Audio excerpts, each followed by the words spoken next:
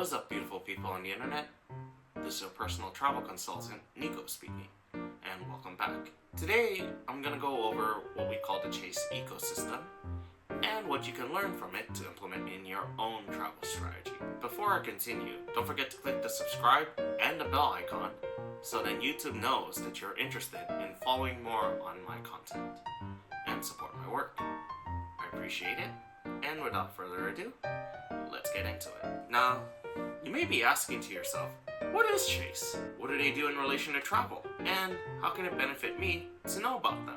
Well, first, let me start by setting some information on who Chase is. They are a credit card issuer based in the United States that provides many vehicles for people to leverage credit from. One of their tools is credit cards, which we'll get into in the subsequent videos. In relation to credit card offerings, you're going to learn about what Chase has, and that these offerings, as I will create more videos that are specific for each country's offerings. The first set will be focused mainly on the US, so keep in mind. And the offerings that you're going to be able to see in this are going to be from the United Mileage Plus series, the Southwest Rapid Rewards series, IHG Rewards, Marriott Bonvoy, World of Hyatt, Air Canada Aeroplan, and the Avio series such as British Airways, Aer Lingus, and Iberia.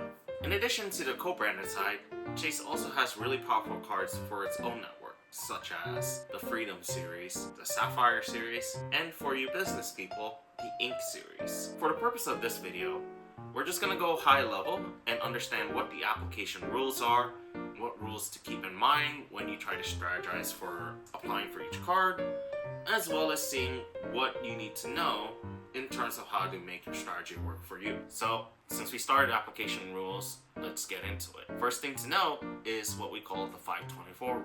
Chase itself has not confirmed that this rule's existence, but we do see data points and people reported on Reddit to say that this does exist. Now, what does it actually do? 524 means you cannot have open more than 5 cards within a 24-month period. If you have, Chase will automatically reject your application in itself. For example, let's say I'm in 424 under status, and I wanted to apply for the Chase Sapphire Reserve card. Currently, since I'm 424, I will not be affected by that rule when it comes to credit card application.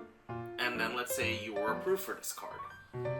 Then 2 months passed out and you want to apply for, let's say, the Chase Ink Premier card. You will be rejected because you have 524 cards in your system within that 24-month period. This is to say, no matter whether you have a personal credit card or business credit card that you want to go from the Chase, it will be affected based on the credit cards you have already applied within the last 24 months and are in your own credit history. If you, let's say, reverse this order, you wanted to go for the Chase Ink Preferred card first, you're going to get approved, but in this scenario, it's not going to add to your 524 account because 524 only shows personal credit cards as you've applied for in 24 months. Business cards, while affected by it, will not show in your 524 account. So the strategy would be get as many business credit cards as you see that you need in your own strategy before you go for the personal line. And when I say the personal line, it's not just credit cards you've gotten from Chase. Another example could be, let's say you wanted to get a Delta Sky Miles Platinum card from American Express. If you were to say you got the personal version of this card, it will add to your 524. But if you get, let's say, the business version of this card, it will not affect your 524 account. And so you can still keep going with your Chase cards then after. Knowing these rules will help you apply for the credit cards that you want in a strategical manner. So if you like what you hear so far, don't forget to click like on this video or click a fire emoji in the comments down below. So the next rule to keep in mind is 230.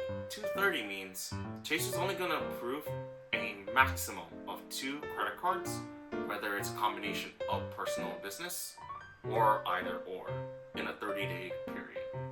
So keep that in mind when you do apply. Don't go too fast when you apply for Chase credit cards.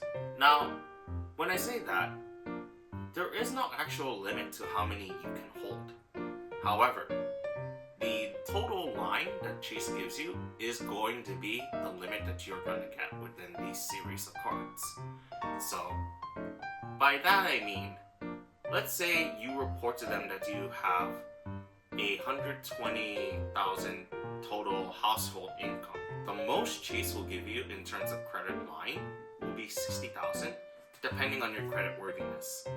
They tend to like to only give you half, but that also varies based on your own credit history. This is just a generalization to keep in mind. Because of that, there is no hard rule on what you can have for total credit cards. And you can bounce around your credit line between different Chase cards. It is good to know that, so as you try to strategize to get other credit cards in the Chase system. Now, the next thing to know is Chase also does have a bonus clock on a lot of the credit cards that they have. So, let's say you wanted to get a IHG rewards credit card through Chase. And let's say you were able to hit the bonus on that card. That begins your bonus clock. The rules of Chase for certain cards, so like Southwest, IHG, you can only get a bonus once every 24 months. So keep that in mind when you try to strategize your timing of points, because it will help towards your status if you wanted to go for that. Or let's say if you were trying to strategize for the Southwest Companion Pass. Understand the timing. Understand how you're going to play with the cards that you do apply for, because that will come into play.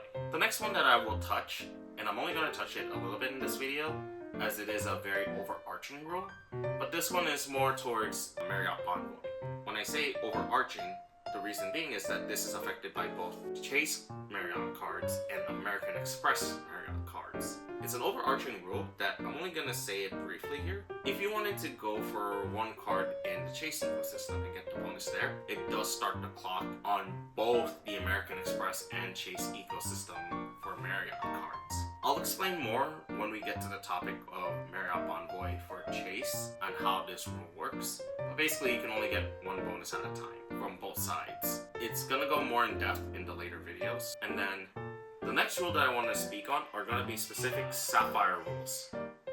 The Sapphire rule for this will be once in a lifetime, and there is a pop-up jail for the Sapphire cards. Once in a lifetime was a recent addition to the Chase Sapphire rule. As before, they used to do the clock where they had once in 24 months. Then it changed from once every 24 months to once every 48 months. And with the recent refresh of this card, it became once in a lifetime. So basically means you can only get this bonus, quote unquote, once in a lifetime per card for these version of the Sapphire cards. In addition, they will assess your credit history, which is where the Chase pop-up jail comes into play for Sapphire cards. If you try to get the bonus and it's not going to be where you want it, let's say you apply for this card, they will do a soft inquiry first to see if you are worthy of getting this bonus, aka have you abused any type of credit card systems in the past. And if you have, Chase will see that behavior and then they can decide whether they'll say, okay, you can keep going, or sorry, we don't think you deserve the bonus for this card. If that happens, you can still pull out of your application with no consequence whatsoever before they do a hard inquiry. It is kind of annoying that these are now the rules that changed recently for the Sapphire cards, but it is something to keep in mind. So now the best thing for us to do isn't to say whether it's right or wrong, but rather optimize for the best way to get these type of bonuses. And so, if you need any help trying to get the best strategy for bonus for cards with the new meta rules, don't hesitate to reach out to me and we can do a one-on-one consultation based on your own personal needs and see where we can go from there. I'll leave my link down in the description down below to reach out to me. And so, this concludes the application rules within Chase. I hope you found this information very useful for your own travel strategy and it helps you before you decide, okay, I want to go for a Chase card. You now know the rules that you go before you do it. So in the next video, I'm going to explain more about the Chase Sapphire Reserve from the personal card perspective. And so, stay tuned, and as always, catch you in the next video.